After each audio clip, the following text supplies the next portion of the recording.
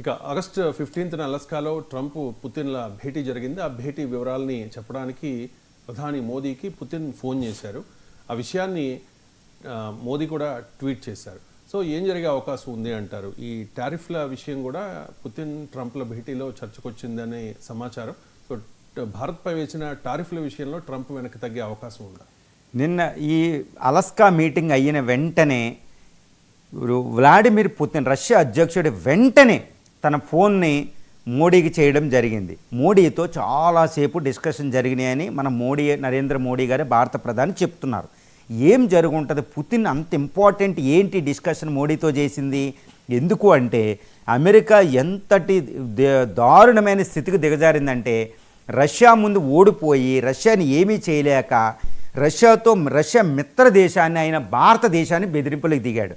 భారతదేశం మీద 25% టారిఫ్లు, ఇంకో 25% టారిఫ్లు ఈ ఆగస్టు 27 నుంచి అమలు జరగబోతున్నాయి. ఏది రష్యా ఆయిల్ కొంటున్నందుకు భయానకంగా రష్యా ఇండియాని బెదిరించాడు.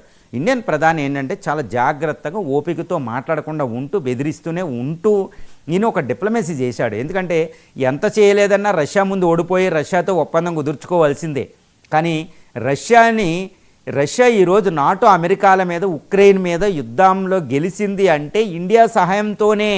ఎందుకు అంటే గత యుద్ధం మొదలైనప్పటి నుండి అమెరికా భారతదేశాన్ని ఎంతో అడుగుతుంది, మీరు రష్యాకి హెల్ప్ చేయొద్దు తప్పు అని. కానీ ఇండియా ఇటు పశ్చిమ దేశాలతో ఇటు రష్యా దేశాలతో చాలా జాగ్రత్తగా బ్యాలెన్స్ మెయింటైన్ చేస్తూ రష్యా నుంచి మనం $50 బిలియన్ విలువైన ఆయిల్ ప్రతి సంవత్సరం కొంటున్నాం. $50 బిలియన్ ఆయిల్ రష్యాని అందరూ వెలేసిన ఇండియా వదలలేదండి. చైనా రష్యాతో కలిసి ఉందంటే అది పెద్ద గొప్ప కాదు, ఎందుకంటే అమెరికా వాళ్ళకి శత్రువు కాబట్టి. కానీ మనకి అమెరికా, యూరోపియన్ కంట్రీలు, పశ్చిమ దేశాలు మిత్రులు. భారతదేశానికి చాలా ట్రేడ్ ఉంది, అయినా వ్యూహాత్మకమైన సంబంధం ఉంది, మన క్వాడ్లో రిలేషన్ ఉంది అమెరికాతో. కానీ అయినప్పటికీ రష్యాని మనం వదులుకోకుండా చాలా బ్యాలెన్స్డ్గా మెయింటైన్ చేస్తూ రష్యా నుంచి ఆయుధాలు, రష్యా నుంచి ఆయిల్ కొనుక్కొని $50 బిలియన్ ఇస్తే ఆ డబ్బుతో రష్యా యుద్ధం చేయగలిగింది. గుర్తుపెట్టుకోవాలి, ఇండియా చాలా బ్యాలెన్స్ మెయింటైన్ చేసింది. ఇండియా నైతికంగా సపోర్ట్ చేసింది. ఇండియా దౌత్యపరంగా రష్యా సహాయం చేసింది, ఇండియా ఆర్థిక పరంగా సహాయం చేసింది, ఇండియా ఆయుధ పరంగా కూడా సహాయం చేసింది.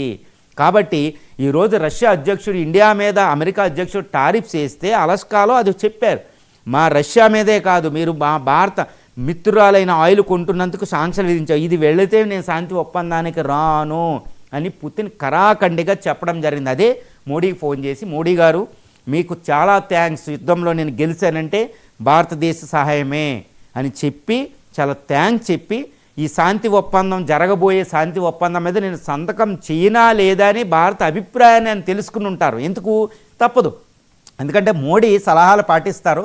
మోడీ ఎందుకంటే మళ్ళీ యుద్ధం అంటూ జరిగిందనుకోండి ఇండియా హెల్ప్ చేయవలసిందే ఆయిల్ గట్ట కొని. కాబట్టి నువ్వు శాంతి ఒప్పందం మీద సంతకం పెట్టమంటేనే నేను పెడతాను మోడీ గారు అని పుతిన్ అడిగానట్టు తెలుస్తుంది.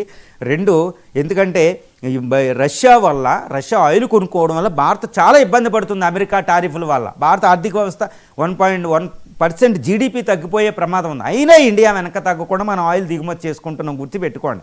అందుకని పుతిన్ గారు కృతజ్ఞతా భావంతో గ్రాటిట్యూడ్తో ఇండియాకి ఎక్స్ప్రెస్ చేసి, గ్రాటిట్యూడ్ నువ్వు సంతకం చేయమంటేనే నేను సంతకం చేస్తా, ఒప్పందం ఇదిగో ఈ కండిషన్లు నేను ఇవి పెట్టాను, ట్రంప్తో డిస్కస్ చేసిన ఇవి మీరు ఏమంటారు అని మోడీని అభిప్రాయం అడగడం జరిగింది. ఇవి మరి ఇది ఎంత ప్రమాదం అండి ట్రంప్కి.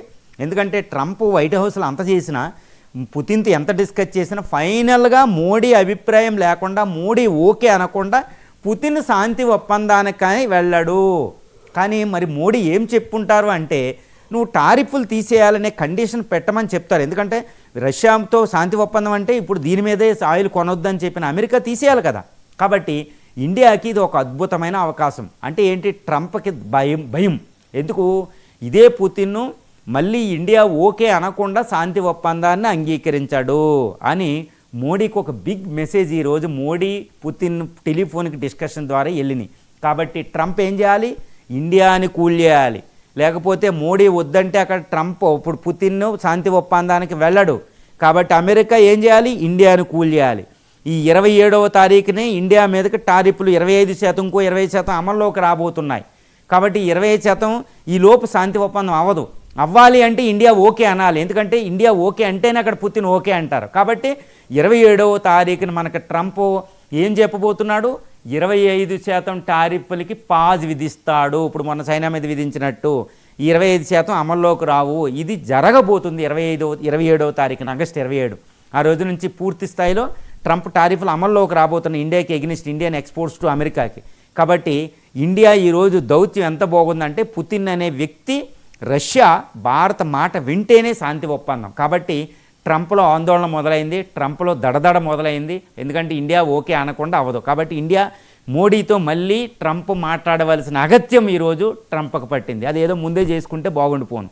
అది ఇండియా భారత్ల మధ్య మిత్రత్వం.